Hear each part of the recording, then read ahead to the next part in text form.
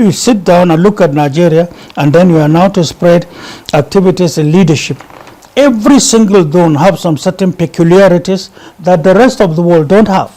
So we are undermining who we are. So we sat down and looked carefully, including agriculture.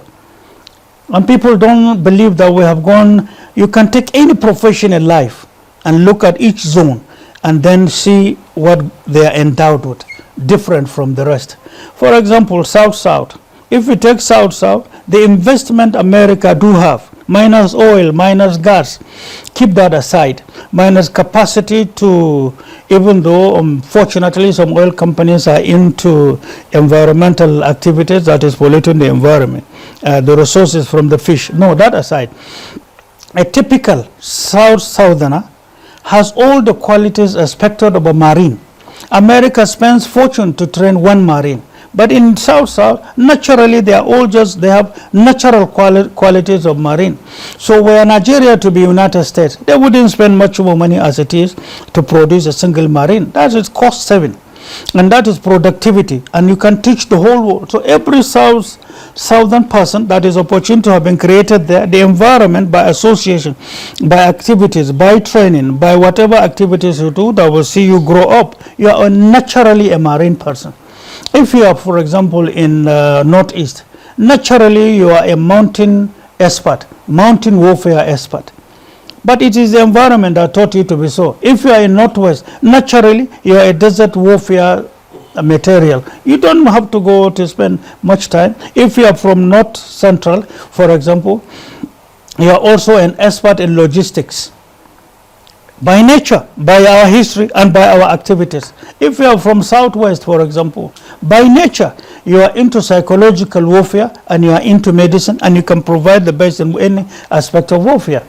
Southeast, by nature, you are a jungle warfareist, which is one of the most difficult things to be. You are a survivalist by their environment, by their culture, by their training. And that's why you see it's only in Southeast you see people, no matter the difficulties, no matter what, they know how to live alone. You go in the middle of nowhere, you just see a mansion. For him and his family, he's not afraid of anything. He's a survivalist, he's a jungle warfareist, is by history and by culture and by environment. So many bigger armies around the world are spending fortunes to create such qualities. We have by nature, and we do not appreciate who we are. And then there are some other parts of Nigeria that are by nature also talented in terms of feeding the world. Our soil is there for us. For example, some people will say, why did you zone South-South the way it is? But I tell you, you don't need, I'm now talking agriculture in terms of feeding ourselves. One of the examples, and I'll stop here. One of the examples here is looking at every zone. You'll be amazed. It took a long time. It took assessments. It took practical exercises. It took researches. It took people to the environment to say, one single mixture of fertilizer is a disservice to Nigeria. It promotes desertification from the north and soil erosion in the south. So every zone should also be seen to have their soils tested, fertilizer adjusted to the deficiencies of the soil. Then you have maximum productivity. You will have also soil protection from it. But people don't understand why in the 90s we participated in making Nigeria divided into 6 zones. It's for numerous reasons. That to me is also structure. For example, the current fertilizer being supplied across one single mixture for the entire country. If you continue with it in the next 50 years, it will be a sorry side. You will be importing food. You will not be growing food. You can quote me. I said this. And so take every aspect of life, and in whatever type of system you are bringing under the guise of democracy, without knowing that traditional institution was there much earlier than what you have in NATO. In many countries in NATO, if you look at history, if you are a student of history, during the barbaric age in Europe, as at that time, our traditional rulers and people were already clothed, and there was a system of governance from traditional institution. So today, you sit down and look at that chunk, that part of your history, and decided to have a constitution that now decided to exempt such classes and say they have no role to play. That is dangerous. That to me is shallow-mindedness. That to me does not reflect something that is supportive democracy, and that is something that will allow the democracy to last long in itself. Why was it removed? Look at US and look at the arrangement of convenience. Yet it allowed them to say, yes, you have a governor, correct. You have legislatures at the state and at the federal level, correct. You have chairmen of local government, correct. But every city and every state must have a mayor. The traditional rulers you have are mayors you require. The powers of mayor are supposed to be now looked at, which we did in the 90s, and are given to the traditional rulers.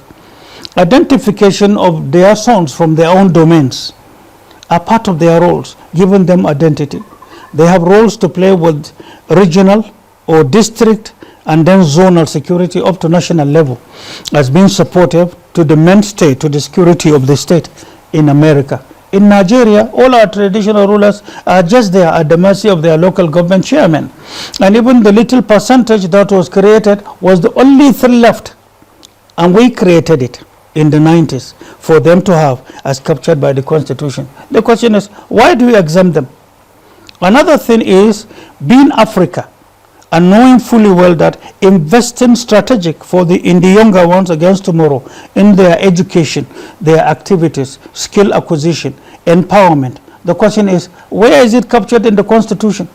You want to have democracy, but in one side, the democracy has exempted some that are part of the ingredients of promotion of exigency. How can you have peace?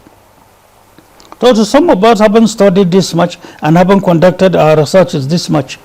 If you have to now have Nigeria that will allow democracy to be deeply rooted, you should be seen to touch on these aspects that are abandoned by our Constitution. We have to look at it, and I know there are also other areas. Campaign has not started. There are areas I will not talk about that we intend to introduce that we will all be proud of. After all, not a single person comes to look at correction in terms of governance or a law that governs a country. It is a collective team, and we have been on this for a long time. And to me, some certain people decided in 1999 that you are talking about to have removed some certain portions that was engraved in it. But then they decided to expunge them to suit personal interests. It's unacceptable, undemocratic.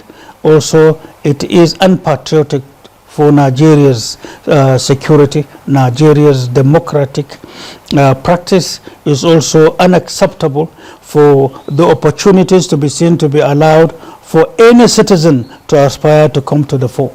It was done on personal interest.